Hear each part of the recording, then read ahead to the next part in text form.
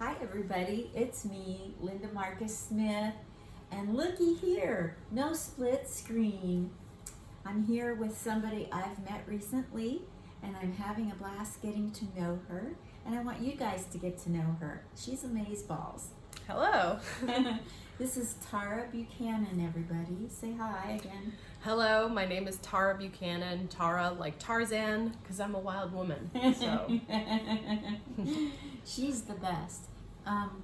So I went to comedy and I saw her performing and she saw me performing and we started talking, and of course I wanted to interview. She's so funny on stage, and she's from the Calgary Stampede area of Canada. She's from Calgary. we have the stampede out there.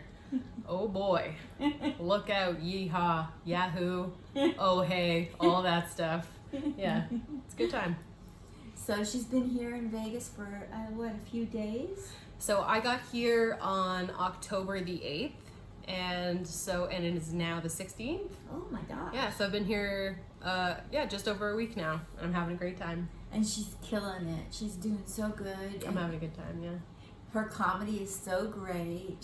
Her style reminds me of, like, for you that know, older people, she reminds me a lot of Wendy Liebman's style. Takes her time, effective pauses, connecting with the audience. You'll love her. Go look up her stuff.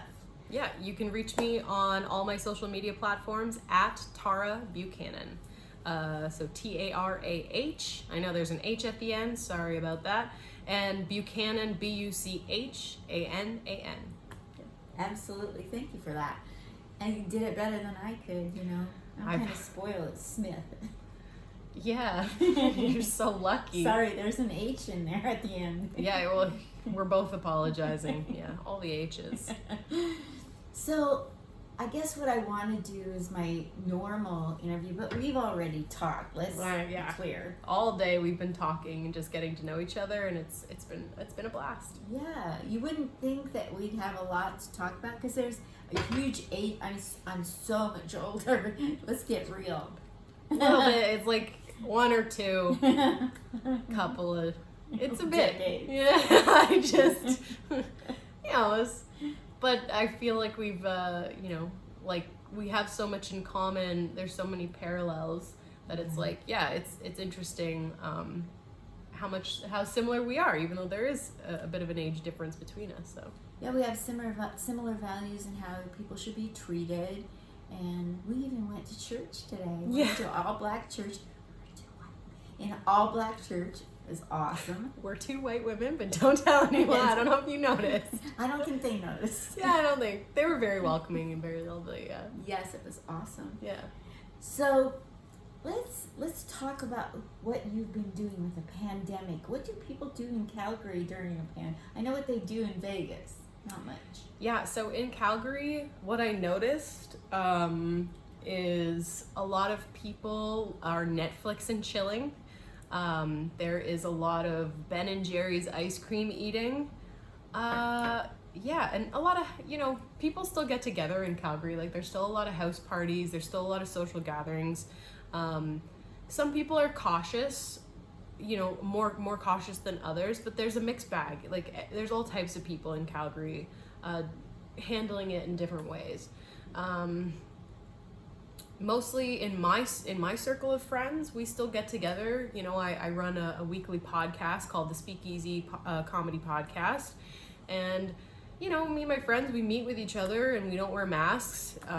We just we chat, and I run a monthly show as well called the Speakeasy Comedy Show. It's an Instagram live show that you can catch on the last Thursday of every month at 8 p.m. Sorry, I'm like plugging all my stuff right now. But yeah, I invite some of my closest comedy friends into my living room.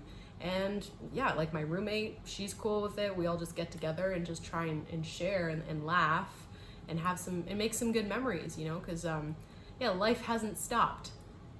If anything, it's like really time to go. It's time to live life to the fullest, man. So yeah, that's kind of where I'm at.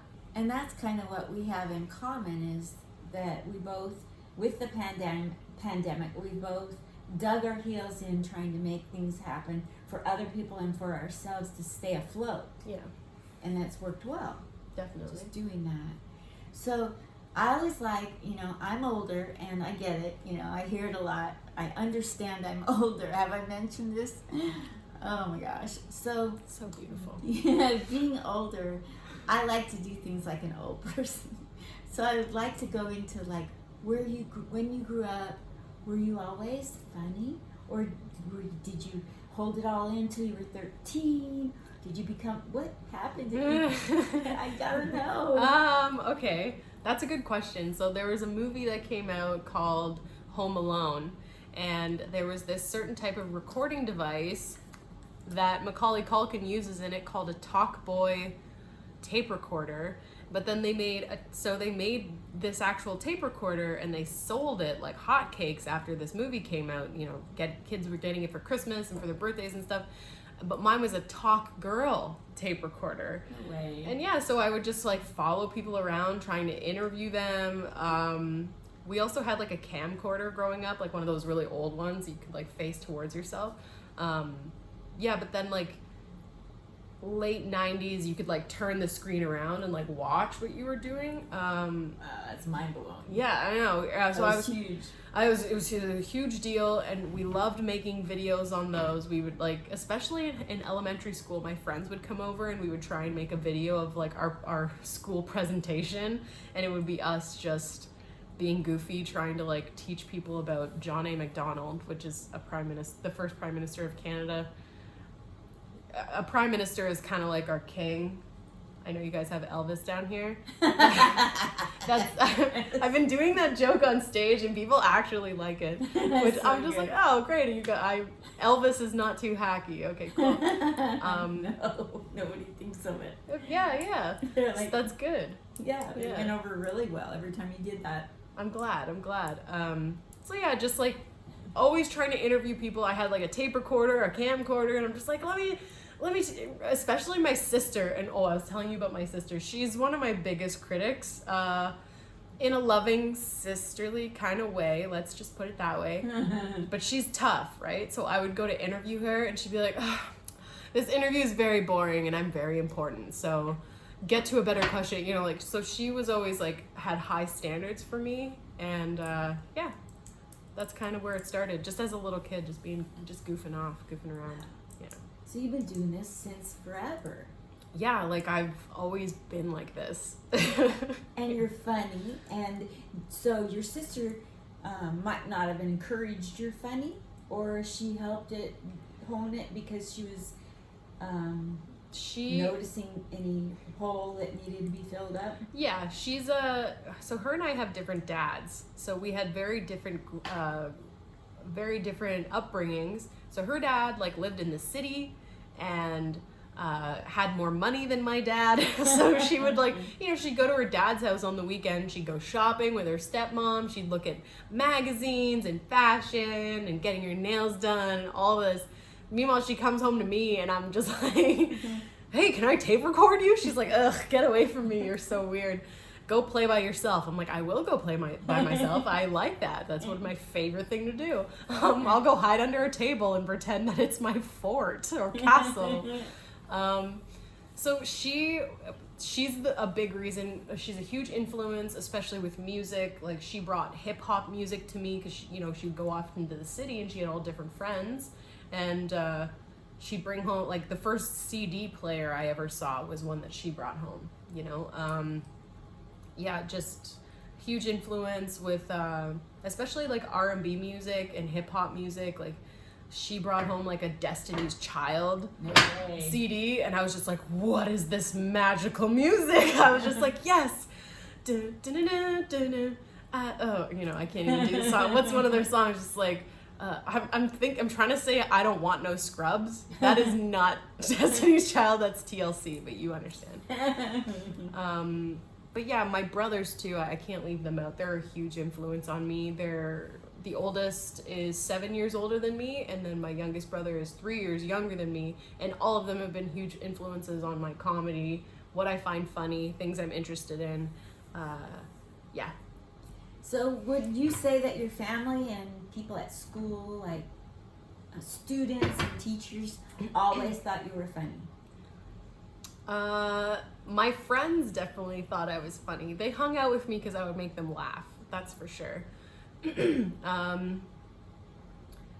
But like I was funny to a fault. Like I was annoying. You know, like I would get in trouble for talking.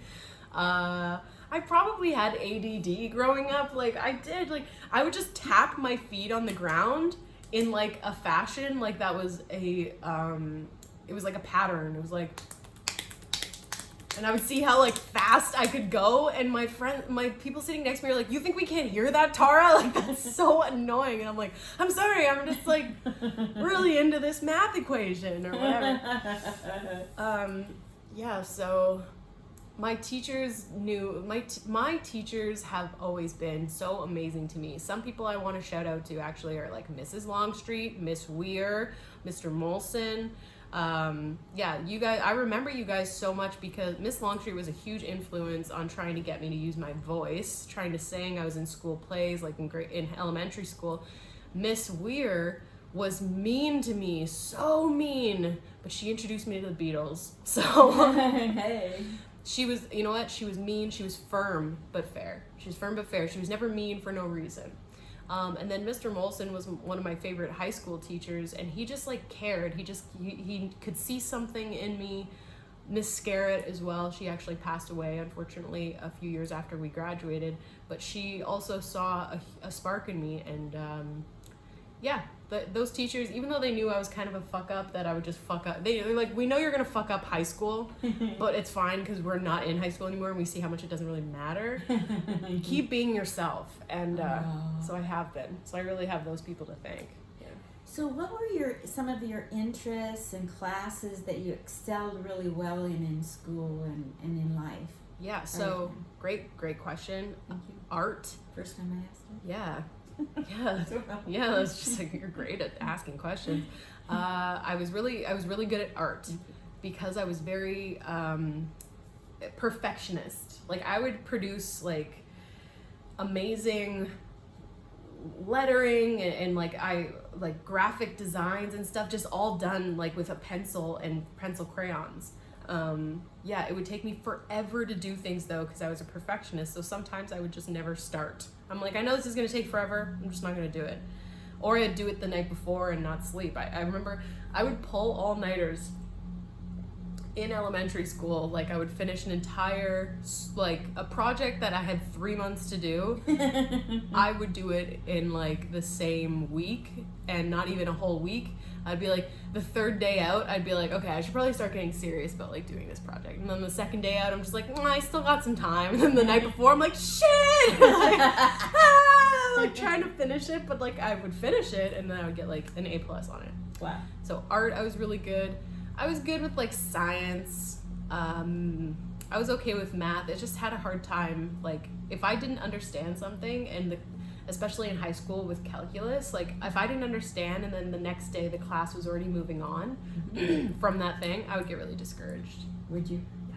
Did you have confidence where you raise your hand and say I don't get it, or did you let it slide and just? Yeah, like I would try and get extra help, but sometimes the teachers didn't really care, or they could already see that I was like failing, and they would just be like, it doesn't matter, you're failing this class, like just don't try. I don't know, it's not that they said that to me, they were just kind of like, no, it's gonna take so much work, you've already missed so many classes, like no, I don't want to help you. And I get that. I would kind of get, like you understand, but also at the same time you're like, maybe do your job. Totally. I don't know, maybe try whatever, no child left behind, come on. No, I mean, I had some great teachers that were really great to me, so I don't mind about the ones that were just, everyone has their own stuff. Yes. So the subjects that really mattered to me, I had great teachers in. Yeah. What were a couple subjects that you just really loved? Definitely when I was in high school, biology.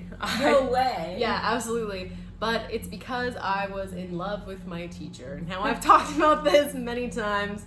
I may have already mentioned his name. I may not have. It doesn't matter. Rewind if you want to hear. I'm not going to totally blow him up. But yeah, so he just really could tell that I was smart.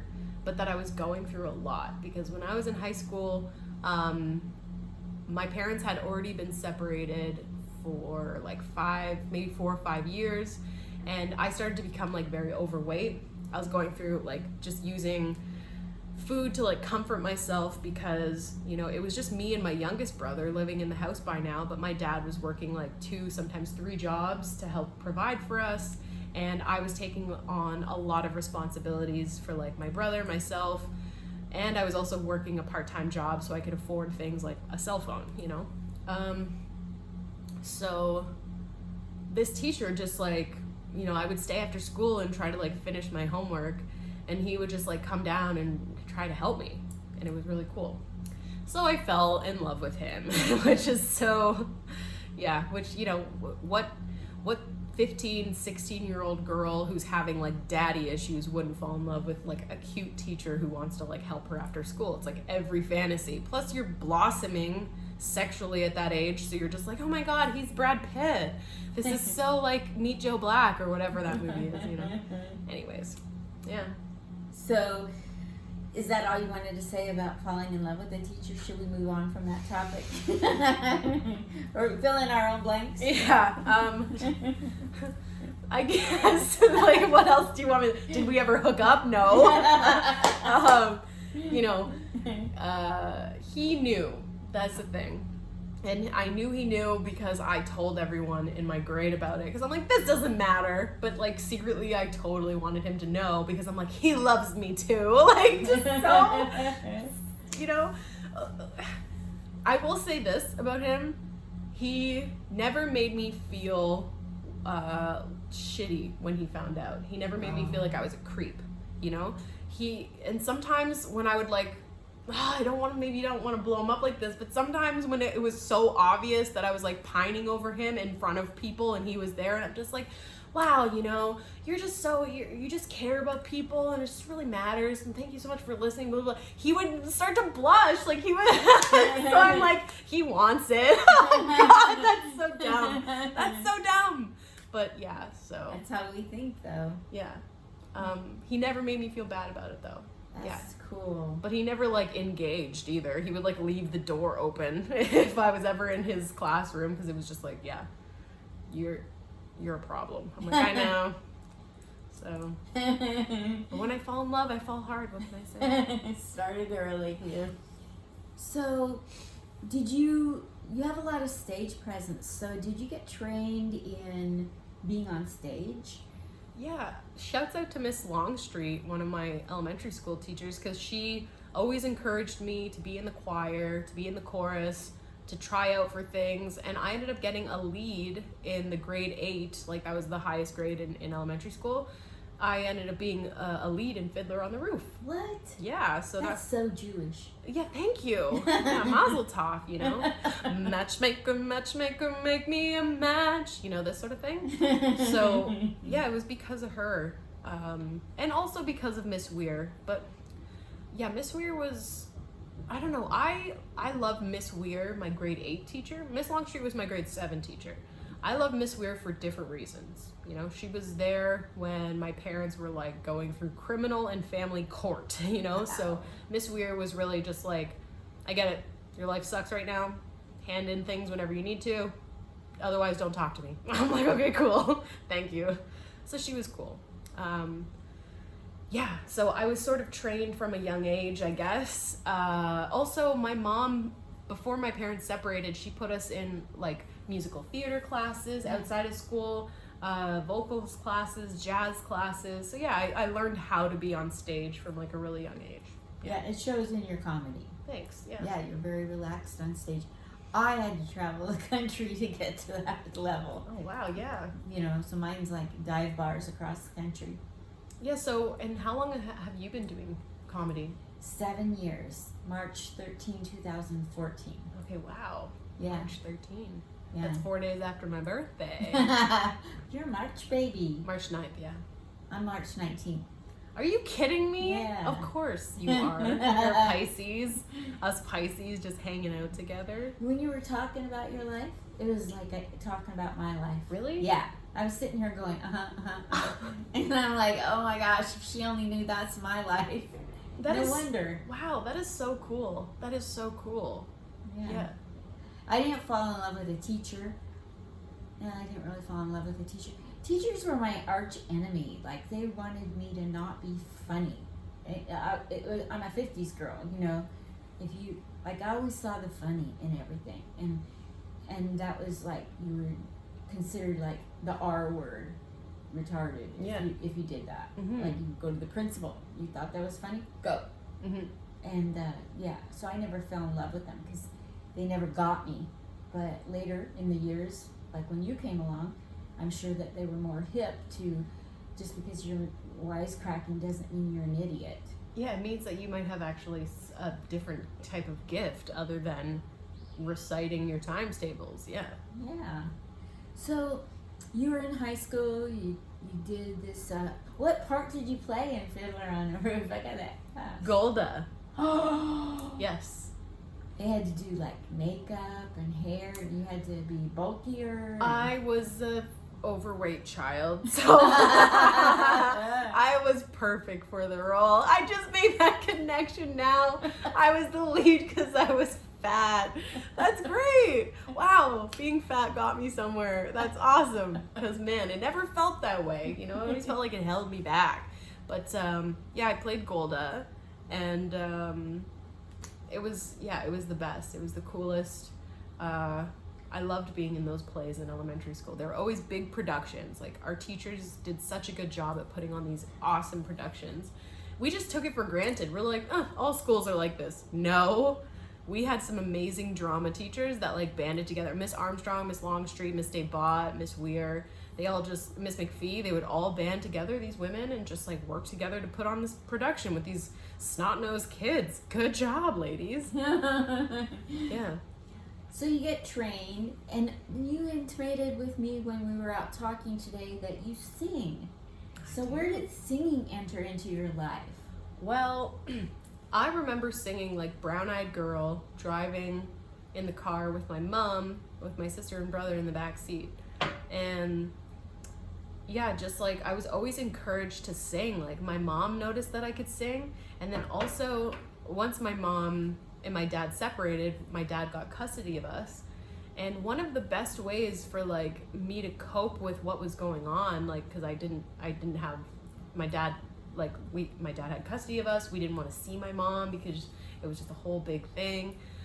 And the best way for me to deal with that was to sing. So my dad had like Faith Hill, Amanda Marshall, who else?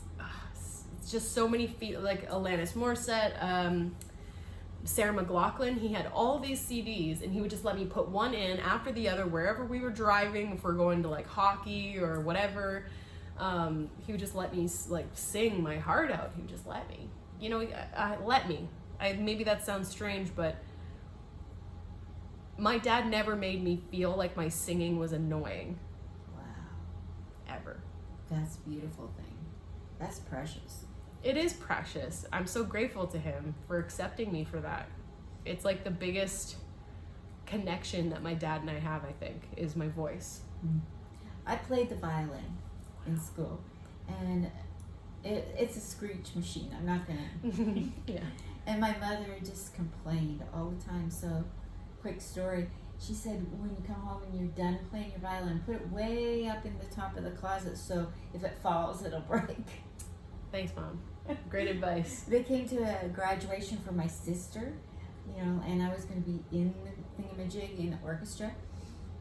And they had me so psyched into being such a terrible violinist that when they were in the audience, I did the air violin. I wouldn't let the bow touch the strings. Really? Yeah, I was, and they were like, "How come do you play so well at there and it's nothing but screw?" Well, nothing made contact. That's how. Well, you were still in that orchestra, though. I even got to first chair, but I firmly believe that you can't really perform your best where people are holding you down and criticizing you, or hoping the worst, or always they peg you. Oh, you're not any good at the violin. Well, you're not going to get better. Like, this is the childhood I was raised in, and that's why. I went overboard as a mother. That's why I care about people so much because I had such a negative thing growing up. Yeah, and you're bound to go the opposite direction, right? Yeah. Yeah, and then as you're growing up and you end up raising yourself, you're just like calibrating. Yeah. I'm just like too far this way, okay, too far this way, okay, maybe we swing not so close and not so much, and then like hopefully you find like a happy medium, like a balance. Yes. I know exactly, I can relate exactly to what you're saying. Like, the people who are supposed to care about you the most are the ones who are like the hardest on you, or they put you down the most. And I really, when I see that in people, my friends around me are dealing with that, or even I'm dealing with that, it's the only time. And I think my dad taught me this, and I'm sure my mom taught me this as well, but she was kind of removed from my youth when I was 11, right? So it's hard to remember, but yeah, my mom definitely taught me this too. The point is, what I'm trying to make is, sometimes you just have to know that you're the best. You just have to know, and just even if it's you're faking it, because that idea, that little seed, if you just keep watering it, it grows. And I know that's kind of a cliche, but the only time my life ever got better was when I started to say, I am the best. I can do this. Yes, I can do comedy. Yes, I can go to Las Vegas. Yes, I can lose 100 pounds. I lost 100 pounds. I know, and it sucks because some people don't have that baseline confidence. I'm lucky. I'm lucky my parents are who they are and were who they were. For all their faults and all their, imperfections, I'm lucky. I really am. My mother always told me, no one gets to put their hands on you ever. And my dad always told me, whatever someone negative says something to you, let it roll off you. Man, my parents were good people. Like, they had a lot of, everyone has their own their stuff, but they taught me good shit, man. Yeah. That's so great. Yeah. So you're in high school, and you get out of high school. I don't know how many, I'm not going to ask your age, but you've been out of high school, I would guess, a year or two now. And, yeah, totally. And what has happened in your life since high school? Take me out of high school, how the transition, leaving high school, and anything that happened till now. I want to have you explain that to me. So when I graduated high school, I was 19 because I did another year because I failed some classes. And I got all my credits. Yeah. Yeah, because I just there were some classes I just didn't want to be there. And, but I got all my credits, and I was 260 pounds. I was 100 pounds heavier than I am right now. And because I was just, using food to comfort myself. My dad and I weren't getting along. I was under a lot of stress. I was working. I was also taking care of things that it's good that a 16-year-old is working part-time and buying her own toiletries and food and things like this, and had my own money to go do my extracurriculars, but I was also dealing with a lot of emotional problems too, so it was very tough. So when I was 19, I decided to move out of my dad's place, and I moved to London, Ontario, into my uncle's house, my dad's brother. And I lived with my cousins. My cousins were my best friends. They were my safe haven. We always got along. They never judged me for being overweight. They loved me no matter what. I asked my cousin Astrid one time, so my two girl cousins are Astrid and Talvi. Okay. Astrid's a year older than me, Talvi's a year younger. And I'm like, Astrid, why do you like me? Because the girls at school don't like me, okay? Because I'm fat, whatever, they judge me, blah, blah, blah. I'm like, how come you like me? Why? And she's like, well, because Tara, you don't act like you're fat. You are cool, you're funny, you're nice, you're a good person. Whatever this thing you think it's a huge big deal, you're fat, whatever, it doesn't matter to me. So I remember that even to this day. Yeah. That's really cool. So are they still a part of your life now? Yeah.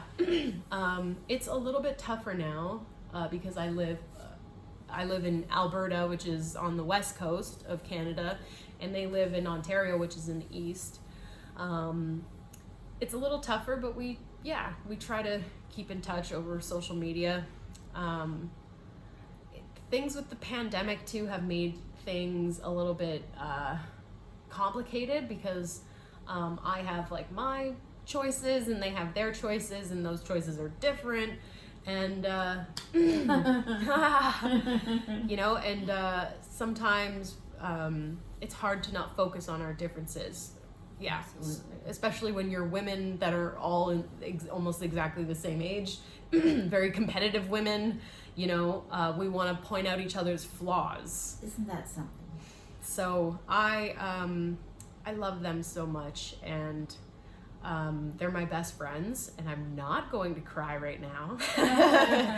I know that for whatever differences we have now, I know that they love me unconditionally, and the same for me to them. It's just like my sister. She's my hardest critic. They're also my hardest critics, and they're actually making me a better person in their own way, just by being themselves. Anyways, I know that's like a side tangent. Sorry. I love it. It's fine. So I moved to London, Ontario. When I got there, I lost 100 pounds in 9 months. I started working at a gym called Good Life, and I became a personal trainer. And I transferred from the Good Life in London to Toronto, and I also started working at a Starbucks at the same time because Toronto's an expensive city, so I had 2 jobs. And I was trying to make it work, but also try and have a boyfriend, because I was like, I wanted to have a boyfriend now. I'm interested in boys, sure. So one of my girlfriends that I work with, Shanice, she's like, well, there's not really any boys at the coffee shop, and there's not really any boys at the gym, because she also worked at the gym with me. We worked both. Oh gosh, she was my best friend. Like, I still love her so much. She's so funny. We had so many good times. She's like, well, we don't want to meet like hipster guys at the coffee shop. They're boring. We don't want to like meet strong guys at the gym. Well, let's go to a comedy show and meet funny guys.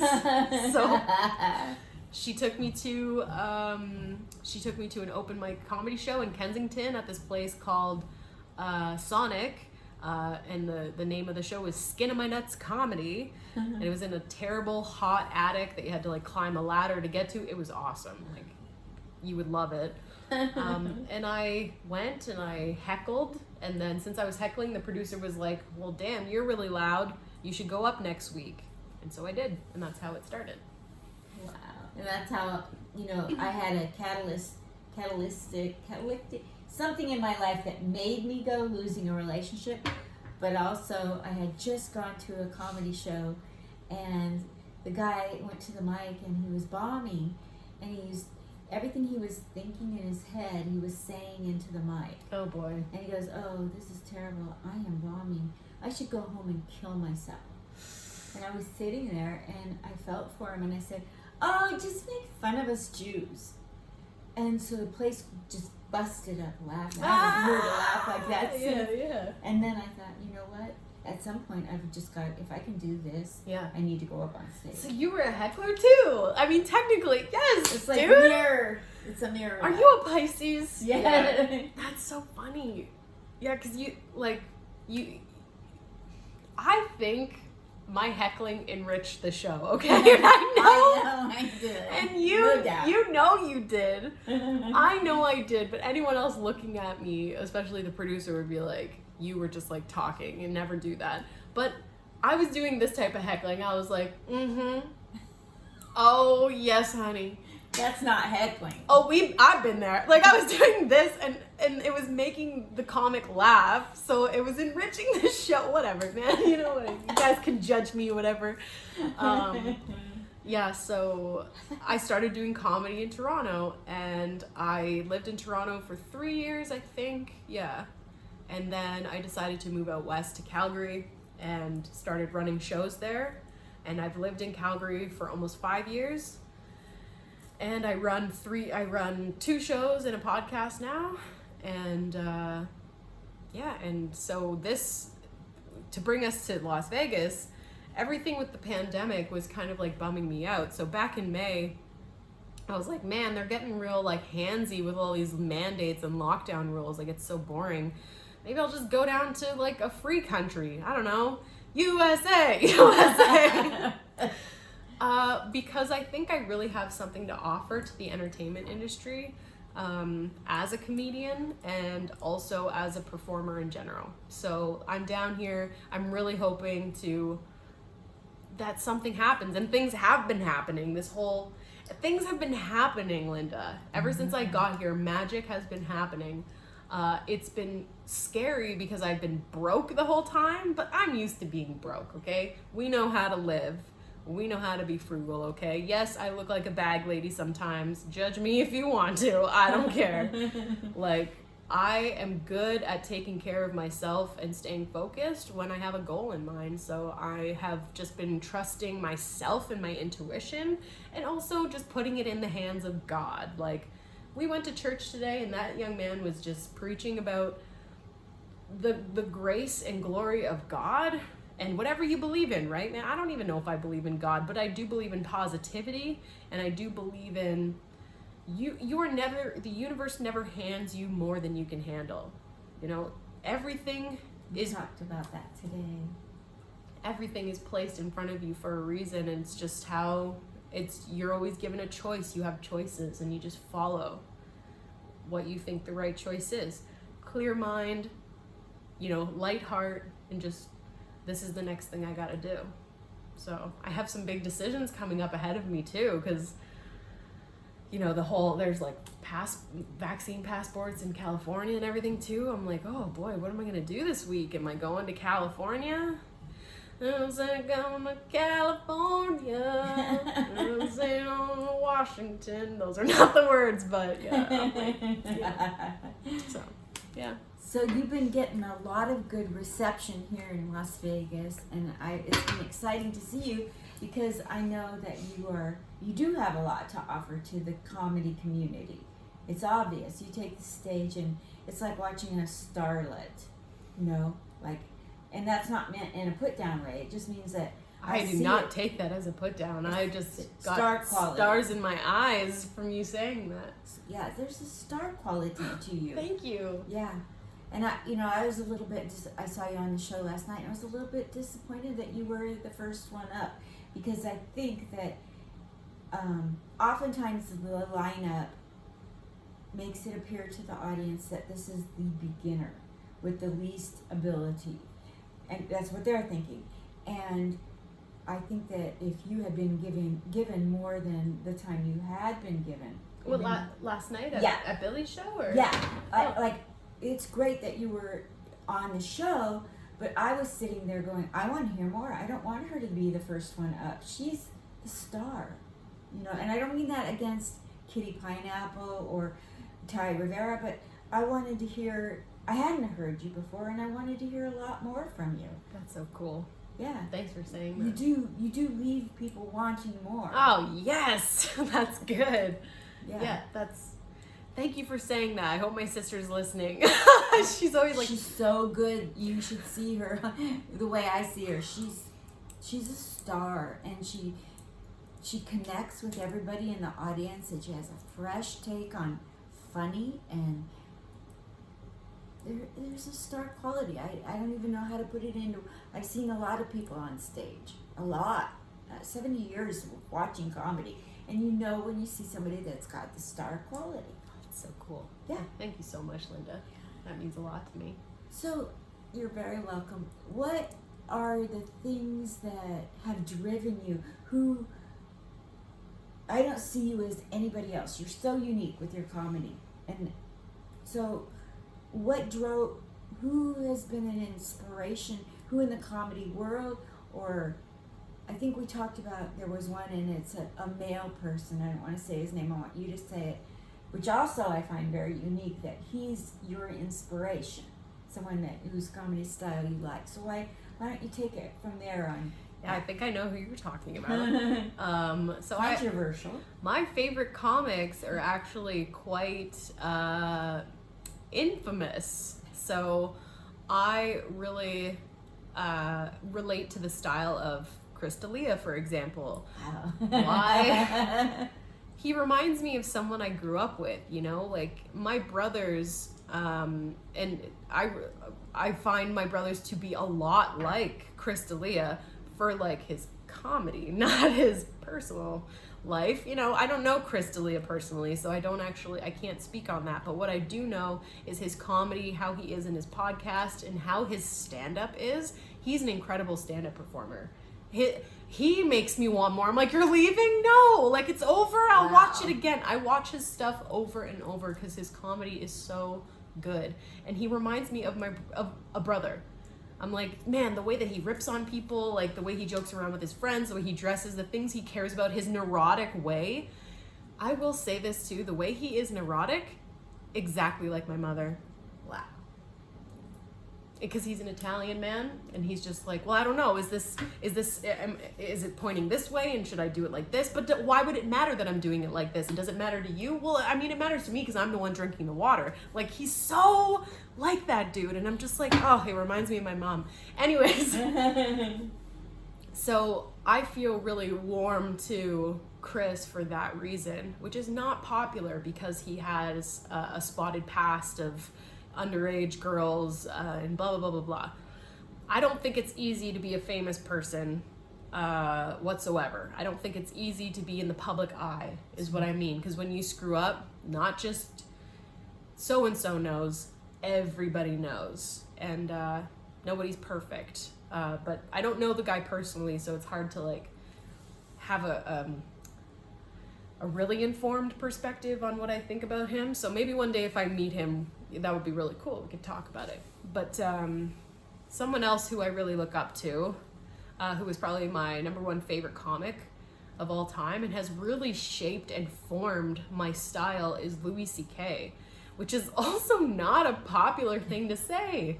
You know, he jerks off in front of people over the phone and is just like, yeah, what are you wearing? I don't know. Like, I don't know. I haven't met the guy. I haven't asked him about it, right? But yeah, that's something.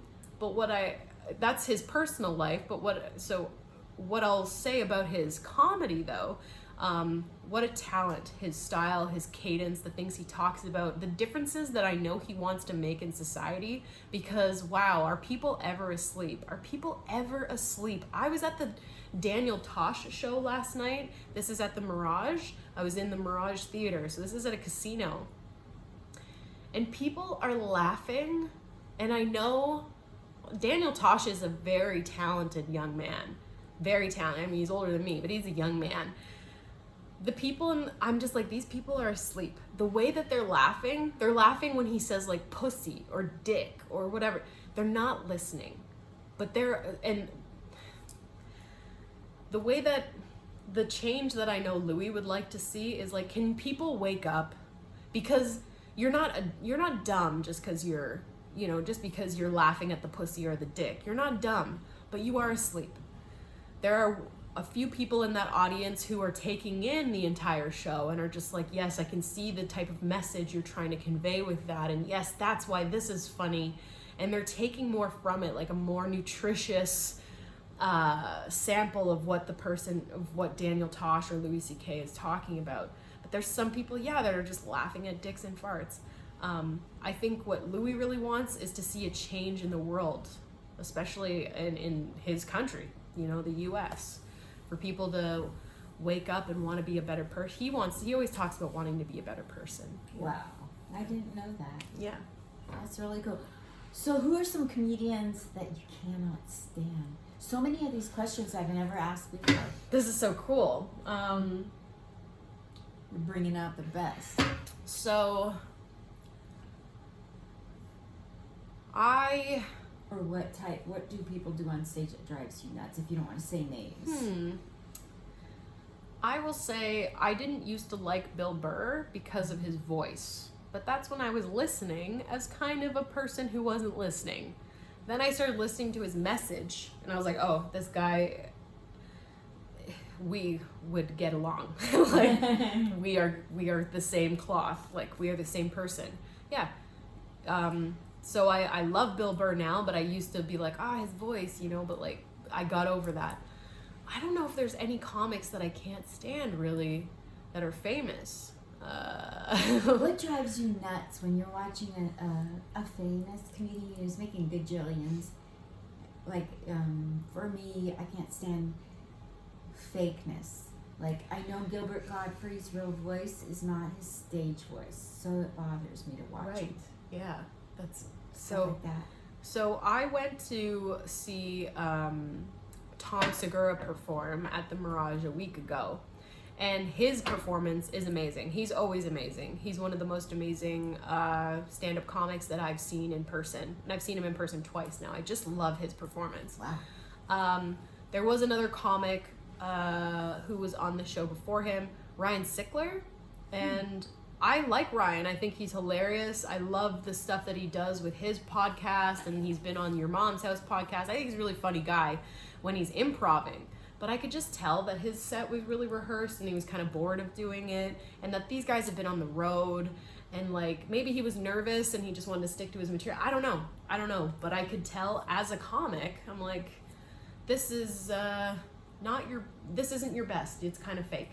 Yeah, it just seemed, there's so many reasons why a set can seem rehearsed or kind of fake, right? The person might be tired or whatever, all the other reasons. So I'm not knocking Ryan Sickler, but yeah, that I could tell it wasn't quite real. Yeah, I hate that. I love it when you feel like it doesn't matter if they're so rehearsed but making it look like it's the first time they're doing it. If they're really making me believe it's the first time they're doing it, thinking of something in the moment. Have you seen somebody at that I've level? seen that, yeah. Like Sinbad, like Robin Williams. Mm-hmm. They make it look like they're thinking of everything in the moment, but it's all scripted and rehearsed. But they're so good at act. They're a good actor. Yeah. So. Yeah, I don't mind that. Yeah. Because they've taken me to a whole nother place with the acting. Yeah. But I can't, I'll tell you something I can't stand. I don't know if this bothers you. You watch somebody on stage and they're doing comedy. It's pure comedy. I love it. But when they're 50% or more acting, and it's all, all act outs, and it's over exaggerated, and it's like, could you just do comedy? Yeah. I didn't come to. That bothers me. Does that ever drive you nuts? Yeah, I saw a comic a couple nights ago. Female comic, but I'm also gonna like reserve judgment on her because like every time I watch a female comic, I get jealous. Like, it's I don't know what it is. It's like something in my heart is just like I want her to be better than she is. I'm just like like why are you just doing that? Why are you just doing this act out like you're saying, right? Because this comic was very over the top and very like, I'm really playing on the fact that I'm Mexican. And it's like, I don't know. It's kind of, I've seen this before. Anyways, but also in the same breath, women do that to each other. I do that, so We're harder on ourselves. And we're harder on each other. It's very true. I've let men get away with way more shit on stage. I'm just like, nah, than I would like a female peer. And that it's sexist. I know I'm a sexist person and I'm admitting to it and I'm working on it. So We are capable of that. It's drilled into us. I've seen men get away with almost murder on stage. Like do an average set and get booked, where a woman has to do excellent to get booked. Yeah. So it's life. I kind of like that aspect of comedy because it makes you stronger. It makes me so fucking good, like at what I do. And I'm getting better. Man, I've been here 8 days and I've done 5 sets in 8 days. That might be a record for me. I took tonight off. I was gonna go to Noreen's, but we just had this long walk and I'm like, I need to eat something, drink some water, chill. And we're still doing comedy. Yes, this is still comedy. This is comedy. It is. So, yeah. So what is it that what was the passion behind you? I know music and comedy are your passions. You told me that earlier today. What is it that, the nugget that made you go after comedy, go after music?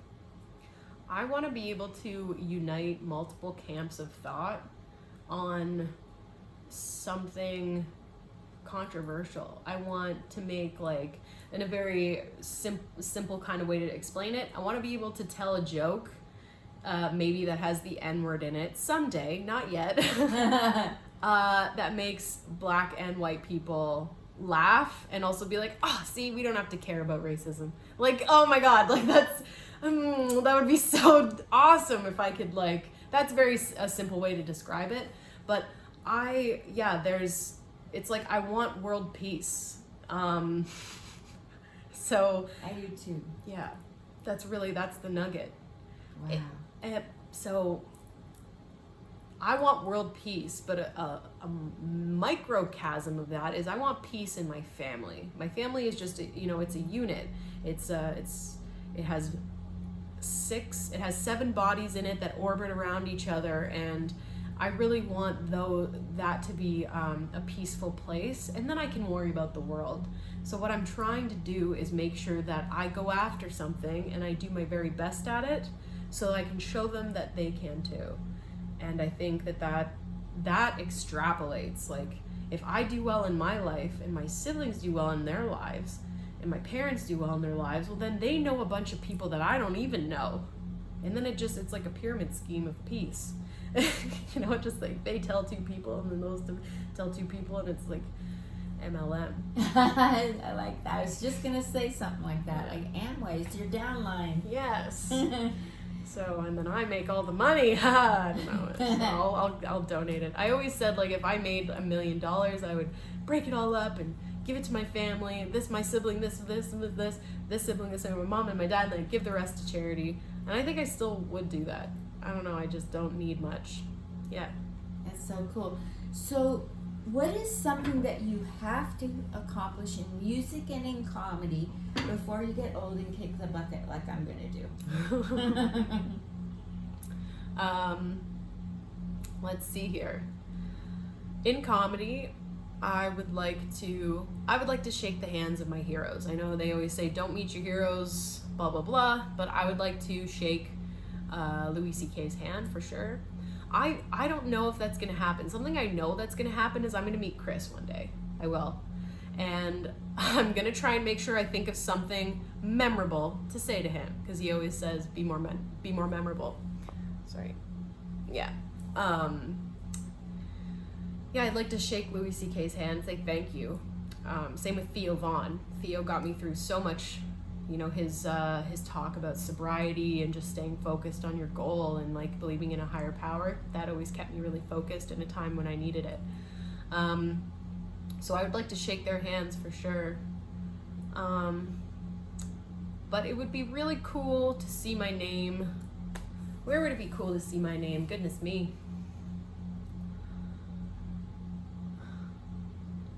Probably on a marquee. I'd like to see my name on a marquee. I would like to perform at the Comedy Store. I would like to perform at the Comedy Cellar. I would like to go to all the places where these men and women that I've shook their hand, I want to go and perform where they've performed. Yeah, I want to stand on the same stage as these giants. I think that would be great. I don't need to make $1 billion or whatever. I just want to just do it. I just want to do it because a lot of people have told me I can't and think that they can't, and I know that they're wrong. And for music, I would like to be as famous as Celine Dion. That is so cool. So what's your style of music? Are you a singer-songwriter? I write songs, yes. I play the guitar badly, but my voice, I have a good voice, and I really love hip-hop music, R&B music, recently gotten into country music, living out west by the Calgary Stampede, and mostly, I love, all types of music, really, anything that you can sing. Really, I've also gotten into punk music. I like just sometimes screamo, like screaming music, like sometimes punk, like No Doubt or Billy Talent, or I don't even know if that's punk anymore. It's like classic rock. Things are always changing, but yeah.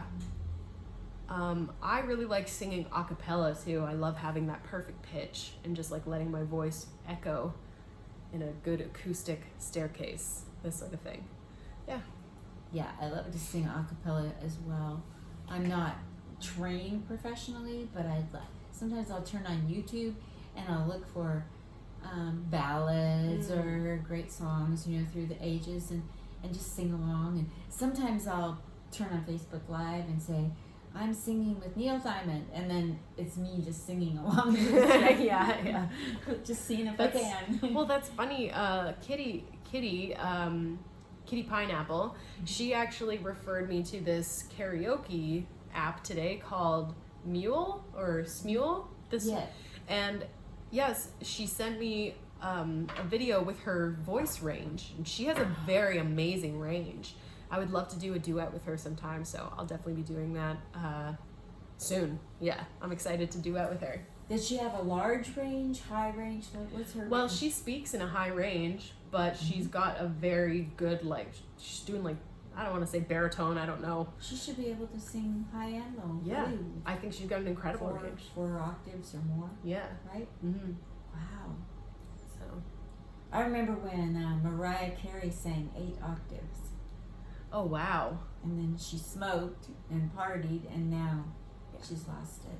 So. Yeah. Well, I've seen, it's too bad because she was such an amazing voice at the time, but we can remember that about her too. Yeah. Yeah. It's a beautiful thing She's to still see. killing it. Yeah, she's still killing it in her own way. And it doesn't matter if she's the same. None of us are the same as we get older. So everything, Look at Bruce Jenner. Oh, wait, it's not Bruce Jenner anymore. Look at Caitlyn. Yeah. Yeah. Look at Barry Manilow. I had the biggest crush on Barry Manilow growing up. Really? Yeah. And I was like, oh my gosh. And I didn't have any clue. None whatsoever. I just had the biggest crush on him. Wow. He's a doll. Oh, well, he's so adorable. He looks so adorably cute. And yes, just his voice is just sing me to sleep. I love you. I didn't even have to try. Yeah. If you could exchange places with any comedian, male or female, on the planet, living or dead, why and who? Kevin Hart. Why and who? I mean, I know who. Why? Because he works so hard and he has gained it all. And if I worked as hard as he works, I could also gain it all. I feel like my career could be like his if I just keep going. Yeah. Like the confidence you have. Yeah. Thanks. Best and worst things that have happened to you since you've approached comedy and music seriously? Best thing that's happened is I guess I already know the worst thing. Worst thing that's happened is never sleep with any comedian ever if you're a comic. Never date them because you both have emotional problems. So you need to have someone to sort of balance you out, right? So date a normie instead. So yeah. So that's kind of been every time I've dated or slept with a comic, it's been terrible. It's just How is sex? Is it always? It's like they're into themselves, so it's not that great. It's not worth it. It's always the build up to it. The build up is oh my god, I'm so lustful for this person. Yes, we need to fuck. We need to do it. The build up. And then you do it and you're oh. And it's you're my brother. Yeah. But no, I dated someone in Toronto and I dated someone in Calgary, hooked up. And I made a vow that I will only allow myself one dick per circle. So I've already spent my Toronto and Calgary dick allowance. Las Vegas, what do you got for me? You gonna ruin my life? Again? It's okay. My life keeps getting better. I guess I can still dip my pen into the company ink once in a while, as long as it's one dick per circle. I'm just being silly though. So that's kind of like, yeah, the worst thing is you date a comic, you break up with them, they get bitter, and then you can't get booked. The best thing that's happened since I've taken comedy seriously is, man, like, God has a plan. And if you are working on the right thing and you're staying focused and you're being true to yourself and you're listening to your intuition, doors open. They do. And you're good to people. If you're good to people, yes. Karma. I mean, like, I don't necessarily go with Eastern theories and stuff like that, but when you have a clear conscience and you're doing things with the right motive, doors open. You know, like, if you're not, if you are screwing, I don't mean literally screwing, if you're jacking people out of money or being bitchy behind people's back, you know, you're actually closing in those doors of opportunity, I feel. Yes, because the universe listens to every one of those negative comments you make, and the universe listens to for every door that you open, that you hold open for someone, for every time you do something and you don't expect anything in return, God or the universe is keeping tabs on that. Nobody else notices. You have to be okay with the fact that nobody else will ever notice or know, and even the person that you decided to smile at instead of scowl maybe is completely indifferent to you. God keeps a tally. He really does. Got a couple last questions for you. Yeah. Most memorable time you made someone laugh? Oh. Where it touched them, they cried, or they told you, wow, what you just did on stage or did for me at the bus stop. Who's that one person that you'll never forget telling you something after you made them laugh? It was probably the first time I did my mom arms bit in Medicine Hat, Alberta. So I have this joke where I'm like, you know, I've tricked so many men on Tinder to meeting with me, because if you just take the picture from up here and you put a filter on it, they can't tell you got like mom arms. And the crowd went crazy because it's all women in their 40s and 50s, and they're like, yes! And I'm like, and then I did like the bye sweetie, bye. And I'm like, who fucking waves goodbye like this? It's just for the joke, right? Just so you can see it. And a few women came up to me after, and they're like, we love that bit. We loved having you here. We're following you on Instagram. We will come to any of your shows. So I'm like, man, fuck yes. Like, I was just trying to be, I want to say something about myself before someone else has a chance to make fun of me, sort of thing. Like, my body isn't perfect, but I love my body because of how much hard work I've put into it. But it's okay to still make fun of yourself. Like, I know that women are going to relate to that. If I go up on stage and try to pretend that I'm perfect and like, oh my God, I'm so hot and like I'm so funny and like I'm the best, I'm not going to relate to people. If I get up there and I'm just like, look at my stretch marks, people are going to be like, fuck yes. So, yeah, I hope, yeah. I love that. And a lot of coaches are telling the younger comics not to throw themselves under the bus. That's the wrong thing to do, because we finally, as women, got to a certain, and I think you should just do and say what you want up there. And be yourself. Read the crowd. Read the crowd. Get good at reading the crowd and see what they want. You know, maybe in the beginning you don't want to self-deprecate, because then you'll lose your confidence. You're like, well, I just talked about how I'm a piece of shit the whole time.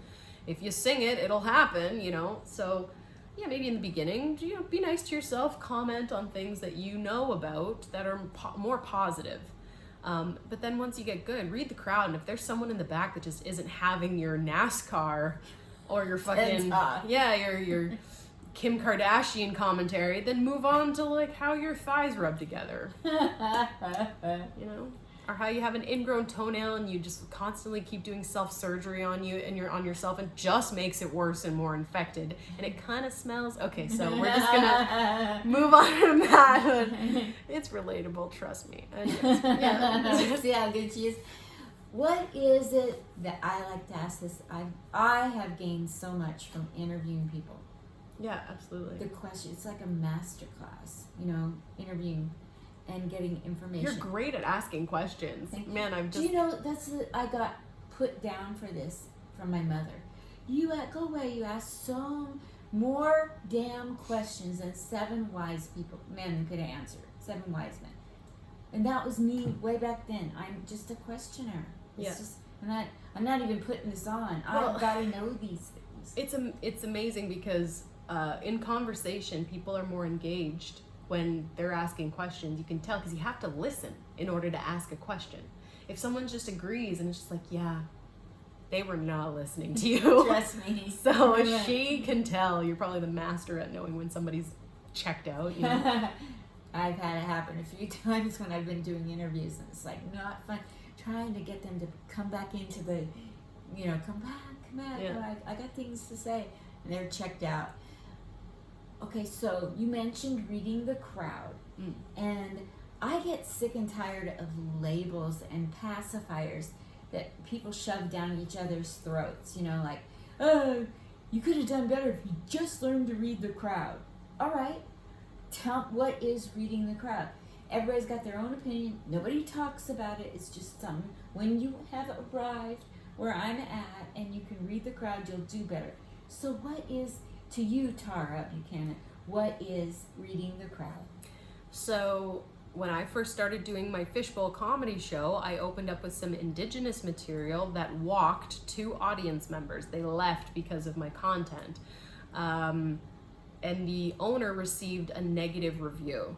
And so what those women did, it was 2 women, neither of them were Indigenous, and one of them had like that haircut. Anyway, so that doesn't matter. But like they did the polite thing, which was leave a comment instead of heckle me. I'd much rather they do that. But I'm actually kind of being too nice. It would have been nice if they did heckle me. Tell me what you know, and I'll tell you what I know on this subject. Because yes, my material is new, so it's not good yet. Heckle me, try me, but it's better that they didn't do that, obviously, and they left a message, and it's fine. Really, be more funny, Tarah. Be funnier was the message. Like, if you're gonna talk about that stuff, then it has to be funnier. What I didn't It's a great lesson. Yeah, it is a great lesson. Mm-hmm. What I didn't do that night was I don't think I read the crowd very well. I think I was more focused on, hey, it's my first show that I'm doing in this venue ever.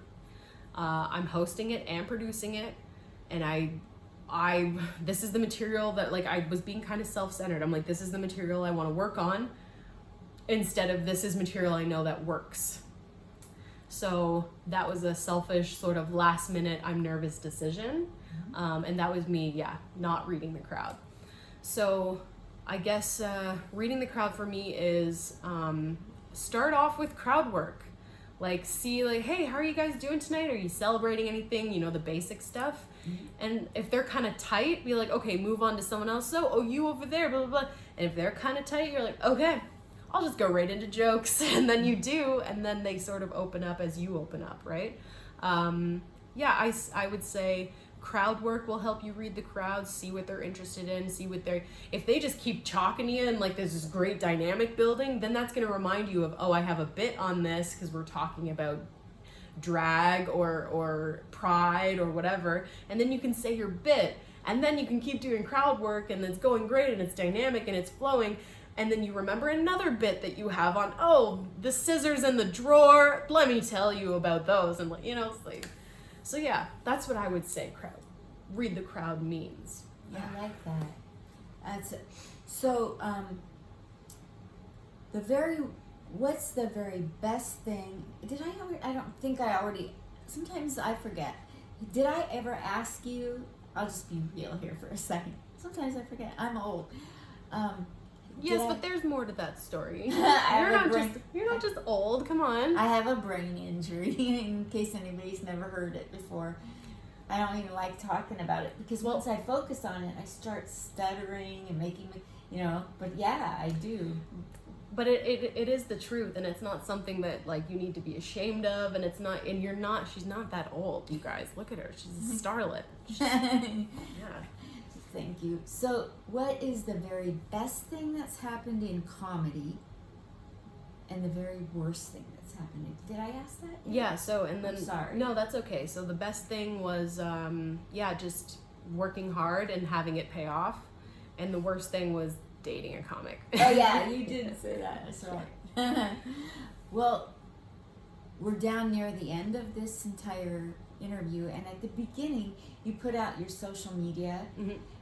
And so let's go back to your social media as closing, and also any upcoming shows that or places where people can buy merchandise. How can they donate to your Cash App, your Venmo, your PayPal, that kind of stuff? Wow, yes, my Venmo. I don't have one of those yet. I'll have to get one. So you can find me on all social media platforms as at Tarah Buchanan, TarahBuchanan. I have a GoFundMe that is called Pay the Comedian. So when you donate to that, you're actually providing money to any of the comics that I book on my Speakeasy comedy or my Speakeasy show that runs the last Thursday of every month at 8 p.m. And also, so you're providing money for them, and then also any equipment that I might need to make that show even better and increase the production value of it. So Pay the Comedians on GoFundMe. You can also find me. I have a Wednesday show called the Fishbowl Comedy Show that runs at Koi, which is at 1011 First Street Southwest in Calgary, Alberta. This is a in-person show, and it's a pay what you think. So if you had a good time at this show, then you just drop some dollars into the buckets at the end of the show. And it's a family-friendly, all-ages show. So, wow. Yeah, anyone is welcome, and anyone's welcome to perform, too. Wow. So, a 10-year-old.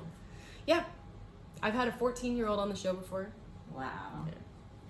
I was here at, Steve McAnally has a show on Wednesdays on the Strip. Right. And there was a 7-year-old boy that went on stage about 2 months ago. Oh my gosh, how cool was that? It was so cool. Mm. Even though he was telling other people's jokes. It was still funny. He's gonna get there. Yeah. He got up Gotta there. start somewhere. Yeah, it was so cool to be there. It was his very first time on stage. Mm. It was really cool. Wow. It's so fun. So you have a part in Calgary at your show that's live to be able to have a part in getting people's first experience going on stage, and maybe if they keep coming back, being a part of their trajectory of their career. I hope so. That's cool. I really, I don't quit on things. So I'll keep going as long as it makes sense. And if it keeps making sense to run this show for me, then I'm going to keep doing it. So hopefully someone will come back 10 years from now and be like, Tarah, I want to shake your hand. I was on my very first stage because of you, and now, blah, blah, blah. Now we're standing on the same stage and we've made it. Yeah, this sort of thing. Yes. Just like me meeting my idols. I want somebody to kind of, look up to me in that way. That would be so cool to know that I influenced someone to become their best self. That would be really cool. Yeah. And you can do it, and you will do it. Yeah. I'm sure you will. You're strong. You are too. This Thank you. everything that you've been doing, you've run 700 interviews since the start of the pandemic. You've been a busy bee. So Thank you. You've probably changed so many people's lives and helped to give them a platform and speak their mind about how they're feeling about things, and it really matters. So thank you for this. Thank you. So you guys, again, this is at Tarah Buchanan, Tarah Buchanan, Buchanan. Isn't she amazing? Yeah, now you love her. Now follow her, help her career, donate, find out where she's performing, stay in touch with her. She's a doll. Thank you so much for tuning in. Now go put your pants on. Yeah, exactly. Yeah. I've seen what you've been doing. We know. Juicing apples. All right. Peace out. Peace out. Yeah. Bye, guys.